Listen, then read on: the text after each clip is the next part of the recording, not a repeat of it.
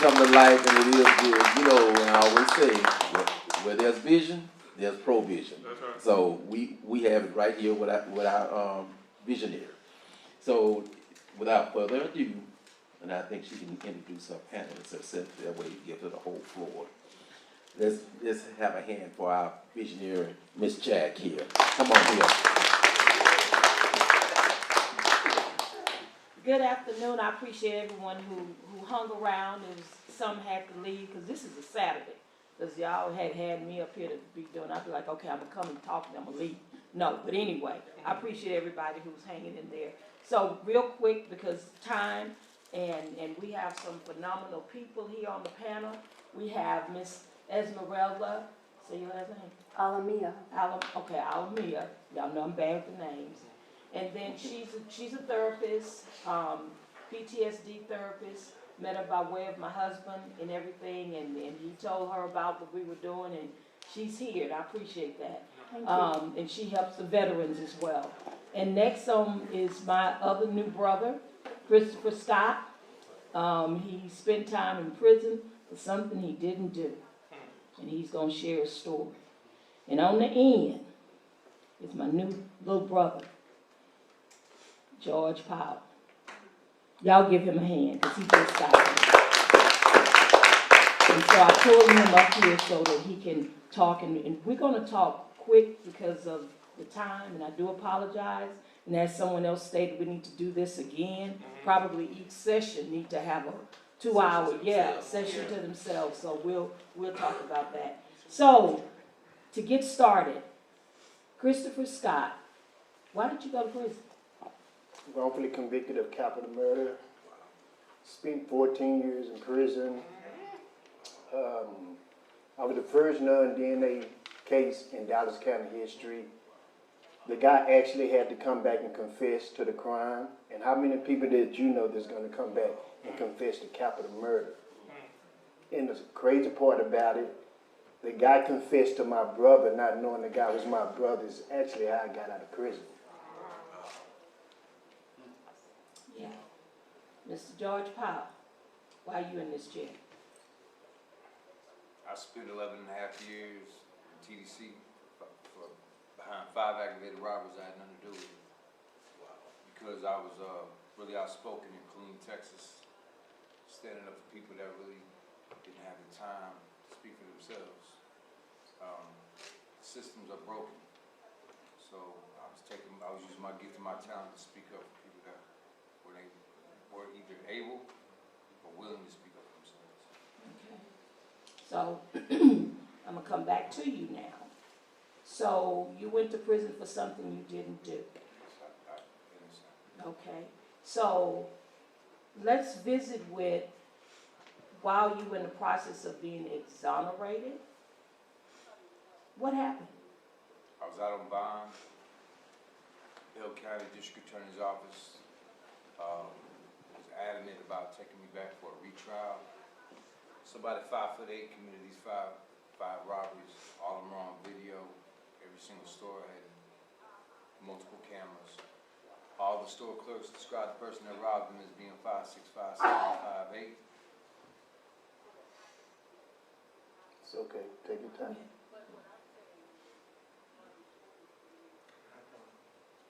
It's okay. And system broken, man. I was out on bond, pending this pretend retrial. It's all right, bro. And I got a job with Uber, and they put a confidential informant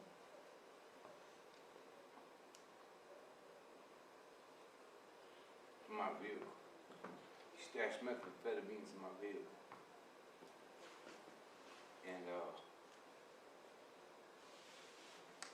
demanded I bring back the methamphetamines. After we had a conversation, I told him I found it in my vehicle. He used threats.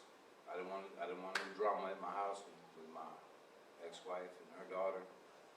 I was out on bond. I just did 11 and a half years. I ain't going back. I complied with his demands, and the whole time it was a setup. So the police stop. The drug detective said he didn't want to hear my sob story, but I have for him. And of course, I didn't have anything for him. And it all ended up where the possession charge got dismissed, but I had to plead guilty to a tampering charge, which basically forfeited any compensation the state would have owed me for the 11 and a half years.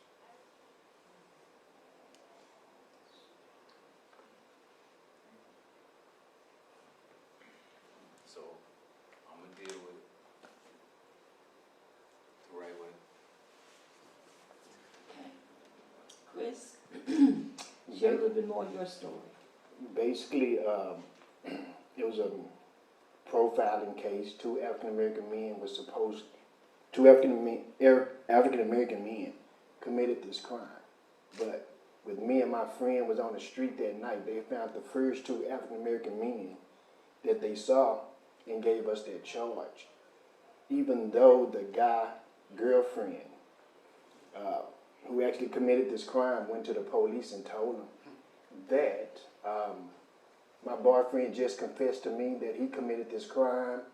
He's leaving out of town. Y'all can go catch him. But they told her to leave. Don't come back. If you do, we're going to charge you with a crime. Not only that, I had the Dallas police lieutenant plus 3 of his people come to my trial and testify that I couldn't have been the person that committed this crime. And they asked why, because they said, you have no murder weapon, you have no fingerprints, and you have no positive ID. What do you have? Just this lady word alone got me convicted of capital murder. And the 2 individuals that actually committed the crime, as I'm going to jail, they were standing right across the street watching. The cop came to the court and showed the pictures of the 2 men that actually committed the crime. And the judge and the prosecutor told them to get out the court. Simple fact, it was hearsay. And this from a police officers that's here to, that was sworn to protect and serve us. But they didn't believe these individuals. In 2002, the guy confessed to the crime, which the Criminal Court of Appeal states, when you have a non-DNA case, it's only 2 ways you can get out of prison. 1, new discovered evidence. 2, a person come back and confess to the crime that has major detail that only the person itself could say it. That person himself wrote an affidavit stating what happened. After confessing to my brother, not knowing this guy was my brother, wrote the affidavit to the DA office. The DA office say this is a closed case, he don't want to hear it. Simple fact, it doesn't have any DNA in it, and we can't actually prove that you didn't commit this crime. Now, we go back to what everybody's been saying about compassion. We finally got a district attorney in the state of Texas history that was the first African American district attorney in the state of Texas history, which was Craig Watkins. He started a group called the CIU, Conviction Integrity Unit, and they only investigated cases of wrongfully convicted individuals. Having an African American man in that high position, we felt happy about it because we actually felt like it was somebody that was of our race that understood how the law was against African American men and women in our court system. He had compassion. That same affidavit we sent in 2002, he accepted it in 2009. After that confession, I had to do 7 more years in prison. 7 more years in prison. I asked for a polygraph test when I first got locked up. They denied it. My lawyer denied it because my white attorney felt like I actually committed the crime. And he didn't want to give me proper counsel. But that DA said, no, I'm not going to allow it. That DA took my case to an undergraduate student at the University of Texas in Arlington. That 11th grader got me out of prison. Wow. That's why I'm here today. Wow. Because of an 11th grader that had compassion that cared about an African American man being in prison for a crime he didn't commit. Miss Esmeralda, Mm-hmm. what is it happen when someone is in prison for something they didn't do? What do you think? Can you explain what could happen to them? Well, first of all, the actual arrest, when an individual gets caught, so they allege that he's guilty or she's guilty, then that is trauma right there. It's another event in their life that perhaps they weren't expecting, and so they're handcuffed. The whole process is like, goes very fast, and folks get caught up in the family, and the individual is, what can we do? Try to get some help, and they don't recognize that even before that, a lot of individuals that get arrested are already having problems of their own. Maybe they've had depression, anxiety, who knows? But yet, when they have an arrest, it's another event in their life. It's just like when people have a death in the family. The trauma is identified by the person who actually experienced it. It can be as small as like what I went through when I grew up. I was scared by a dog. My sister thought she was playing, and she locked the door, and here's this huge dog. And I had problems. I had walking in my sleep, nightmares. I was doing good at school. I was getting up from my chair to go to the bathroom. I was saying, well, what's wrong with her? So they took me to the doctor. There's nothing wrong. But that's at a very minimal, I consider that's, so in our lifetime, we go through events, and they add up, and so when it can be small, it's how the person identifies it. So in trauma, it's what they say, well, when you lose a loved one, or the worst being death, but there's all kinds of or you go to war. So there's all kinds of trauma. And when this happens and someone's arrested, then it just adds on to whatever they've already had in their lifetime. So we never know what is going to be triggered by an arrest, and especially when it's false. Then there's more trauma. Thank you. George, I want to ask, so with you being out waiting to be exonerated, and then you hit with this new case, so did the prosecutors offer you anything? For you to take on the charge? What's happening with your case? Can you explain, if we can talk about it a little bit? Walker County District Attorney's Office wasn't down with what Bell County District Attorney's Office and the Huntsville Police Department did to me. They dismissed the possession charge because they know I didn't. It was stashed there. I couldn't get out the tampering charge because instead of just telling the officers what I should have told them by making the statement that this isn't mine, I tried to destroy the product that was in my pocket. Oh, wow. In the back of the police car. Yeah. I did a lot of time. Prior to that, I've been involved in a crime life before that, and there's certain rules, there's certain things that I don't believe in throwing somebody else under the bus to get myself out of trouble.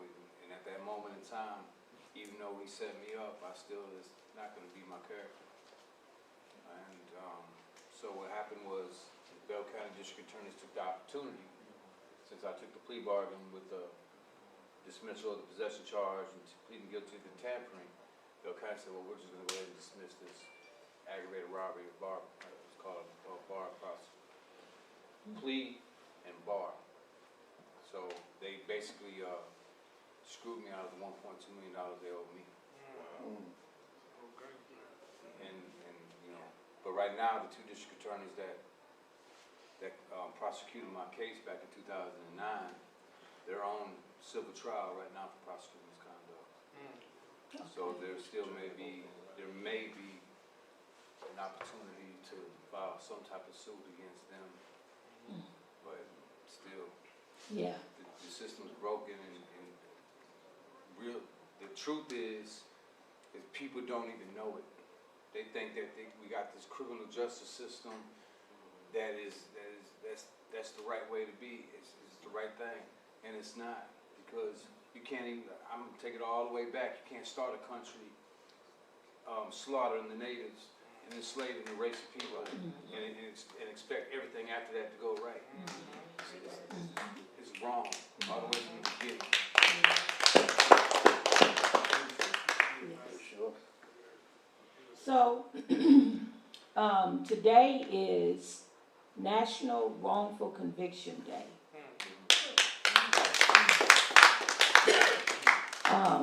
I was getting these little alerts on my social media from Innocence Project. He didn't know what was going on. And then Chris said, "Oh, I thought that's why you was having this."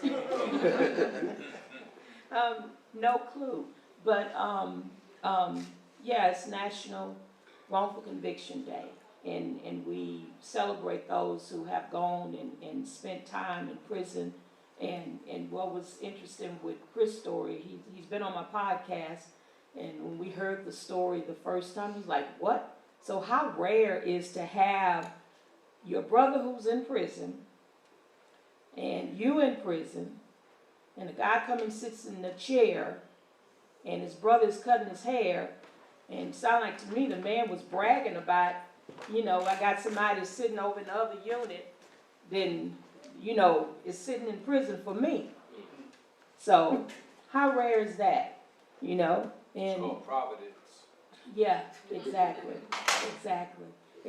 Our other panelist who is not here, I want to do a shout out to her. She's supposed to be watching.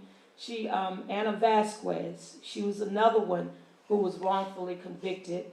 And they made their case sound just really, really bad. And, they said 4 lesbian women molested 2 little girls, and Anna wound up spending the most of the time and didn't really know what was going on. And so she was due to be here and was unable to make it, but I told her, she was crying, said she was letting me down, but no, circumstances and situations happen. And so, but anyway, I just wanted to do a shout out to her. And so Chris tell us about your book. It's called Tested, how 12 wrongfully convicted men held on hope while they was in prison. And, basically all you have in prison when you don't have anybody else is hope and faith. If you don't have that, then what do you have? And that's how the book became called Tested. We say if you haven't been tested, then you don't have a testimony.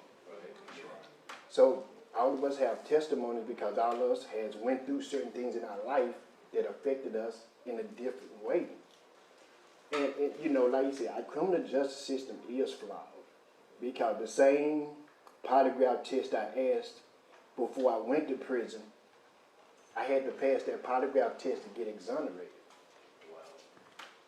And, that was one of the hardest times I had to live within my life because when you just see a courtroom of people lying on you, knowing that this is not what you did, and you have a prosecutor and a judge that allows it to happen, then we have issues.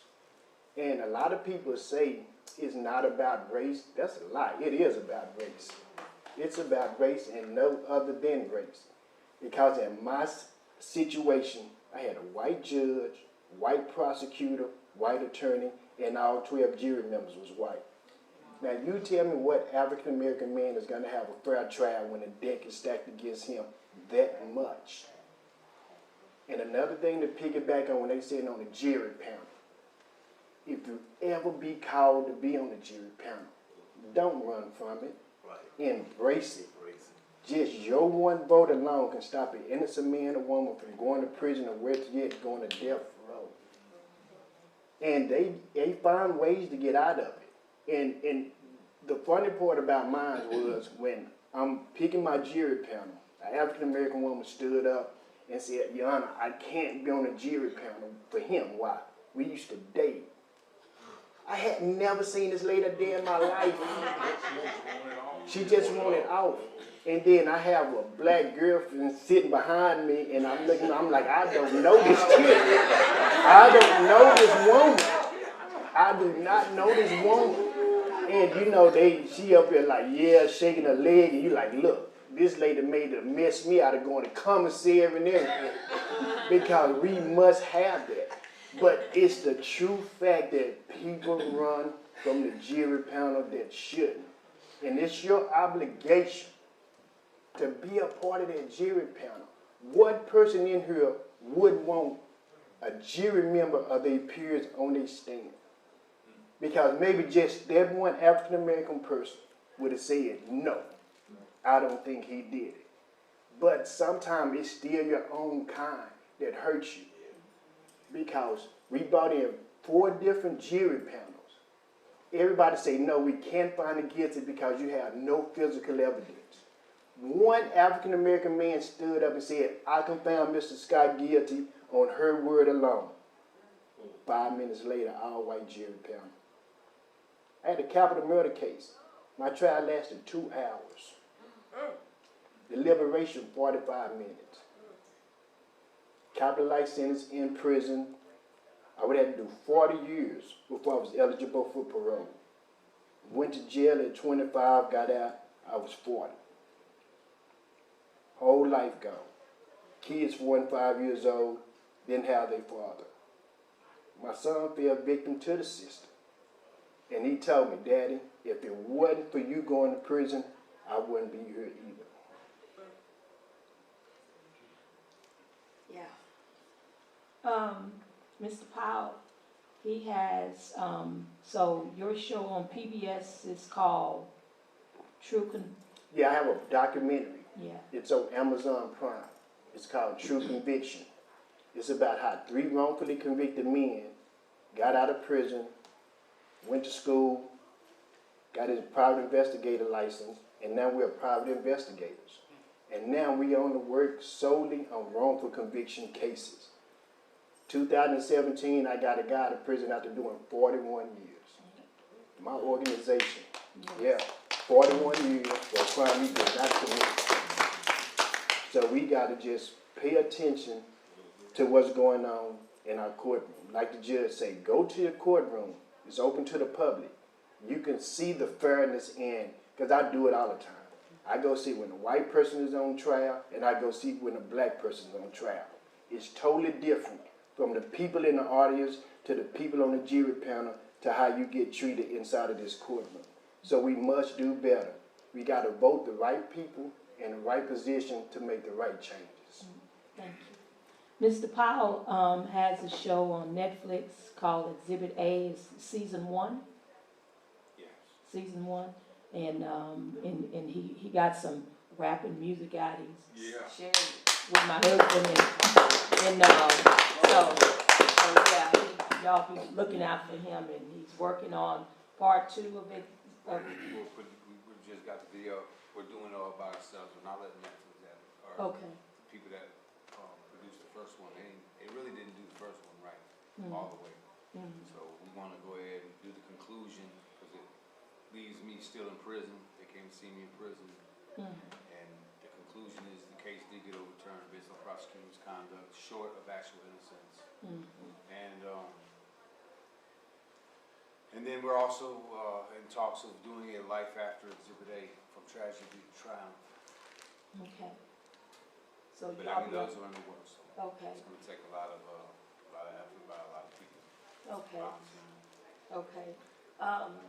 Can you give a final word? We have a few minutes left. Do anyone have any questions before we finish up for our panel?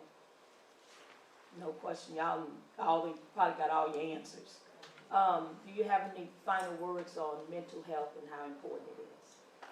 Well, for individuals who have gone through an arrest or imprisonment, there's just so much that people can, things that they can develop on in life, like dissociative disorders, of course, generalized anxiety disorders, anything that has to do with of course, the depression.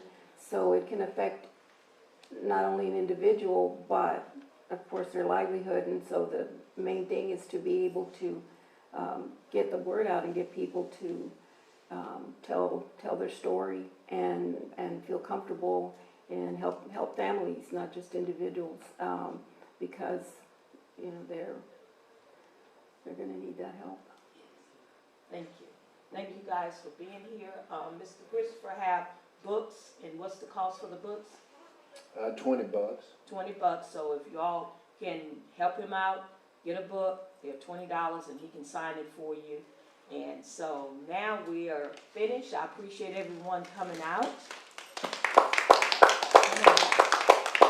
And we're going to do our last go round of some gifts, right?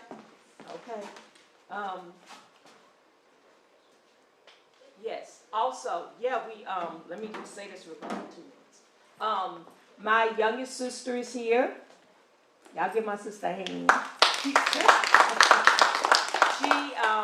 You all should be getting a sample of her cakes.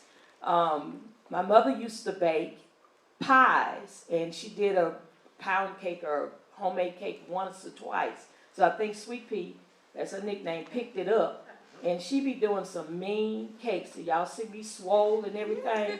Because she'll call me, I got this pound cake out here mixed with, and then we got this gentleman over here with the camera. He makes pound cakes too. I didn't mess with him today because y'all see me swole because of him. So, but Sweet Pea have her cakes there, and she might have some extras, so y'all take it. She have a business card, and patronize the business. That's what the little packets are for that you all have. We reached out to the different businesses and everything so we can patronize each other. So thank you guys for coming on out. Don't forget to donate. All right, so we are going to take a group photo with our last panel. While they're doing that, I'm going to go ahead and get our number for our final giveaway. We do have a prevention zone bag. We also have some samples included in the bag from our local businesses and a few books signed from our panelists today. So we have ticket number 399-4210. Oh, great! Yes.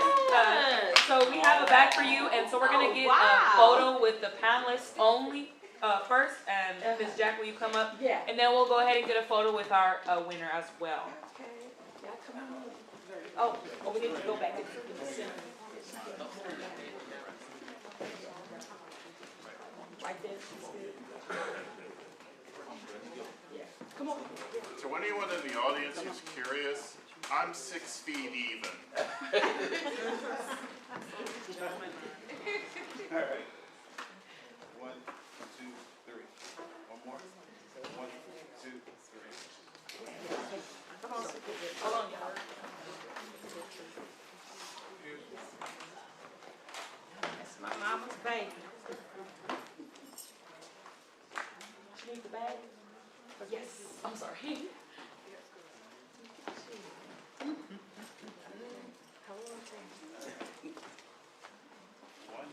2, 3. 1, 2, 3. So I just wanted to let everybody know that we do have to-go bags with some information from our businesses as well as the samples of cakes.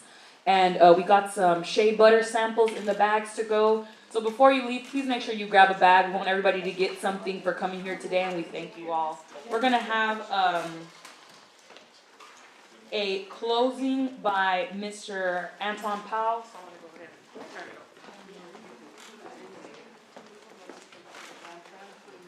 over. Let's give a hand to our panelists.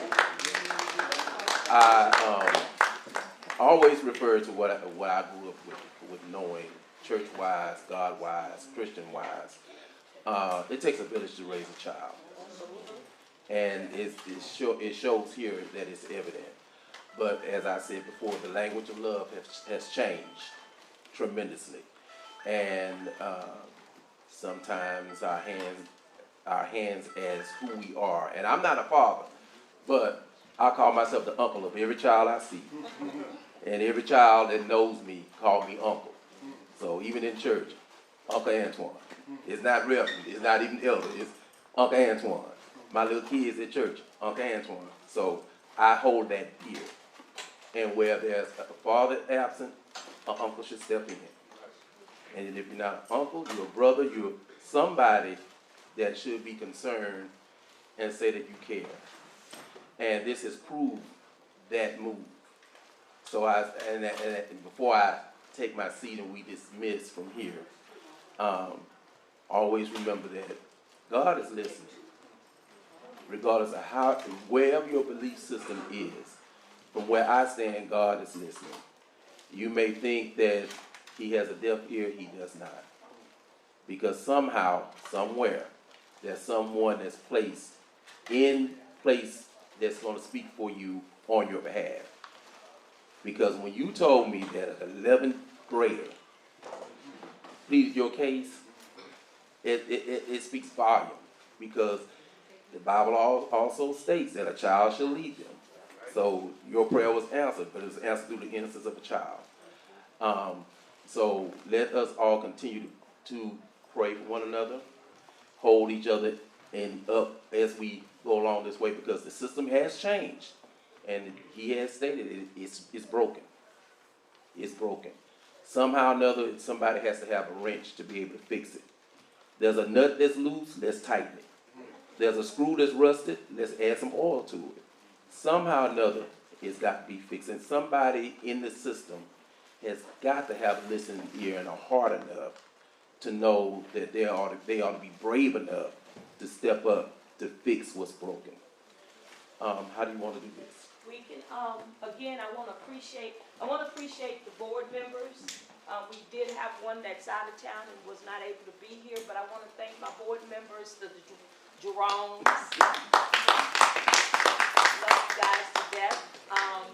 Call him My on vice, so we can get a photo with him. oh yeah, okay. William Proctor, he's our vice president on the board. And then who else we got? Lynn is on the staff.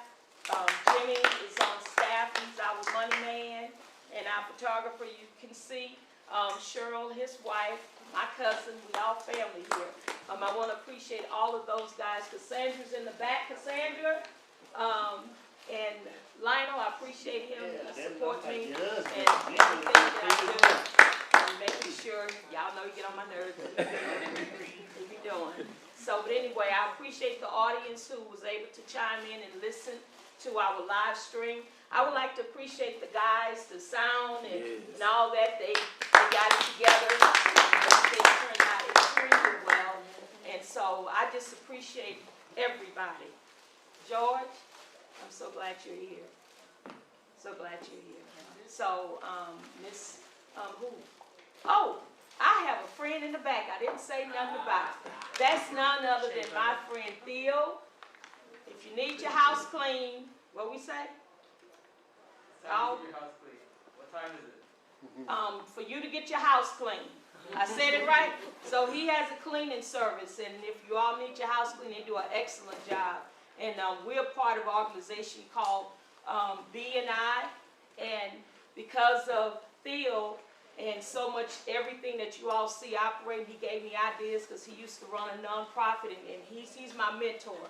And so I appreciate his support and everybody who have supported. So, and again, my co-worker over there, we hooked up at the high school together because of Alfredo and Percy. So it's all good. So y'all, let's go home. We will be going to Jack's Grill on Shepherd. And if you need the directions, get with one of us and we'll tell you exactly where it is. Join with us if you can. Yes, come on and join with us. Let's eat together. Yes. Take all the cakes and everything over there, y'all. They are good cakes. Thank y'all again for coming. As you were coming in earlier, the music underneath was by a very talented songwriter, Zoe Jack. And we thought it would be nice, as we were all leaving, if we could listen to the full song. So please, take a listen to Let Love Win by talented songwriter Zoe Jack.